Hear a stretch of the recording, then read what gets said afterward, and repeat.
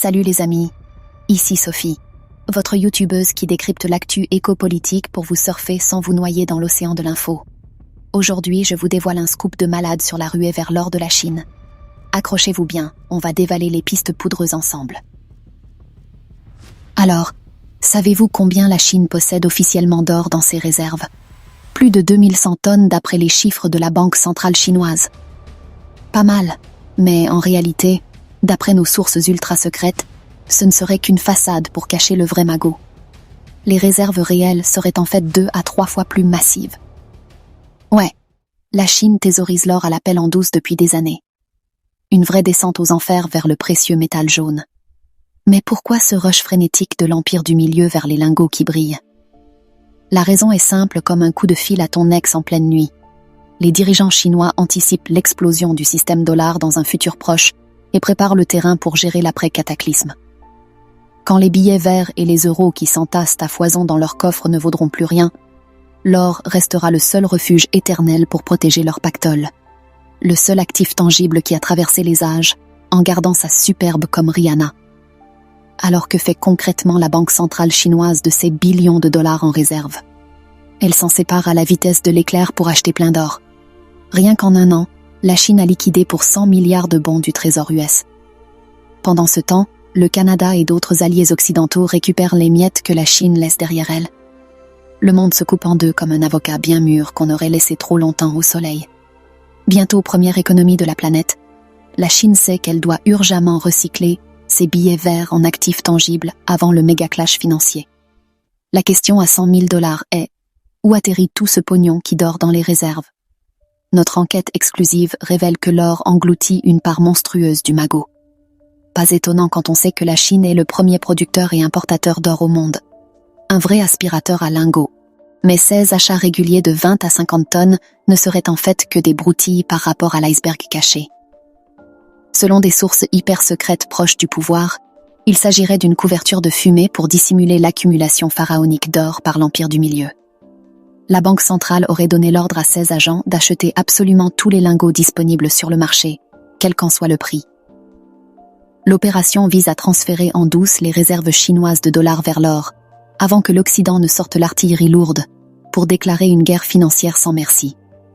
Car quand les sanctions tomberont pour de bon, elles gèleront les actifs chinois, mais aussi potentiellement éjecteront la Chine du système SWIFT, la Chambre de compensation financière internationale.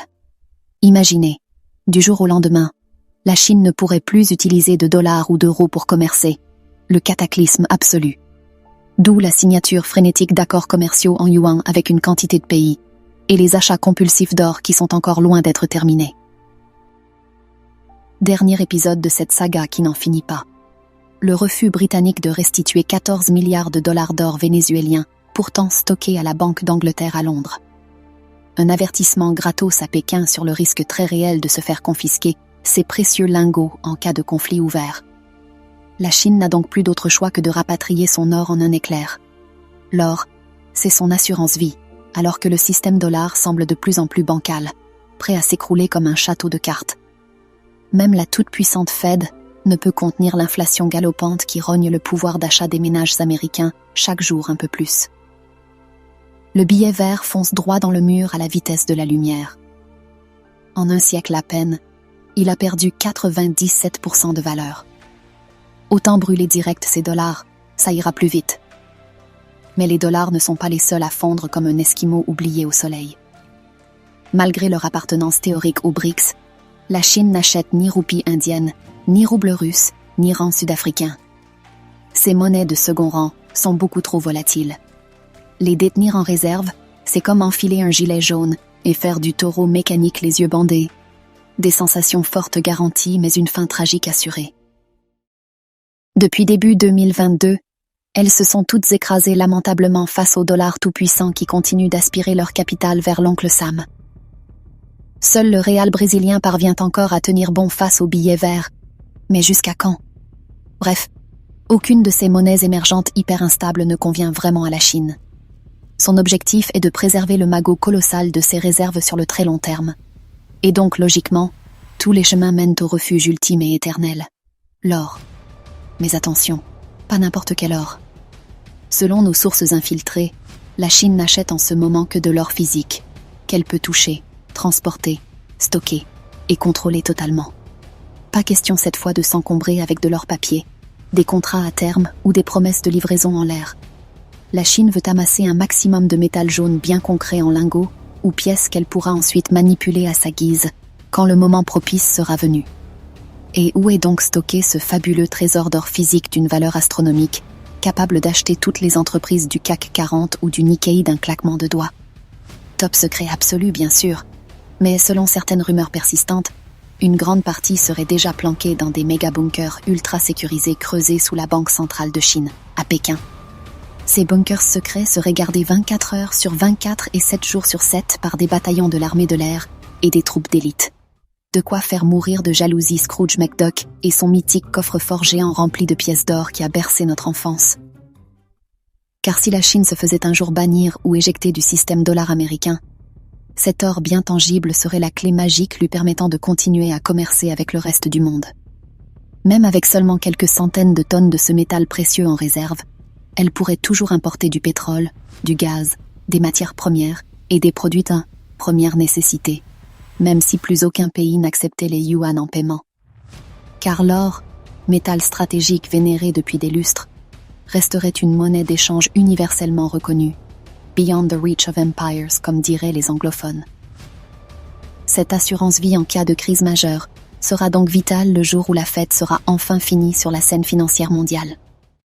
Bon, tout ça n'est peut-être que spéculation et théorie du complot. Personne ne peut vraiment prédire l'avenir avec certitude, mais une chose semble sûre. L'Occident lui-même commencera aussi à convertir discrètement ses dollars en lingots d'or quand ses élites sentiront que le vent tourne et que l'effondrement du système dollar se rapproche dangereusement. Signe avant-coureur, la Pologne vient d'augmenter ses réserves d'or de 15 tonnes cette année, du jamais vu depuis 2019. Même certains pays capitalistes commencent doucement à piger qu'il est grand temps de revenir prudemment vers l'étalon or. L'Allemagne a récemment réclamé le rapatriement de son or stocké outre-Atlantique.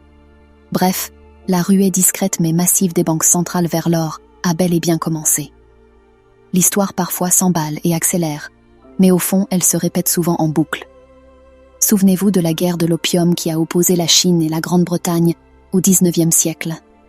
À cette époque, la Chine était le premier fournisseur mondial de thé, soie et porcelaine très prisés par les Britanniques.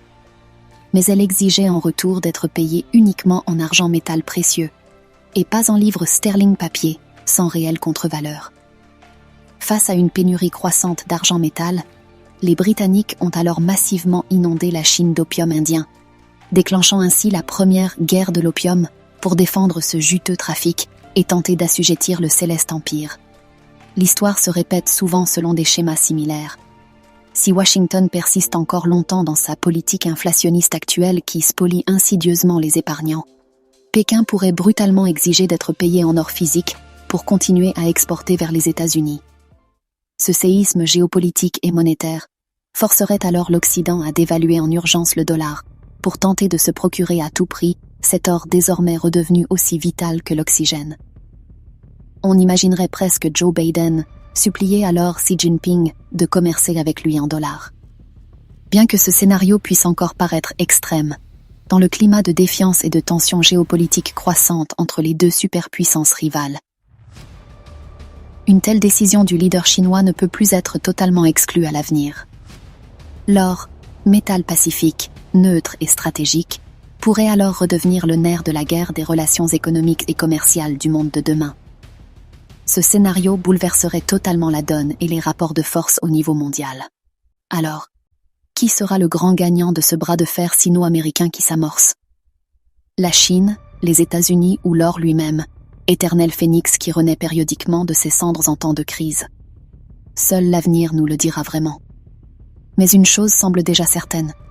Les secousses chaotiques sur les marchés financiers et monétaires ne font probablement que commencer.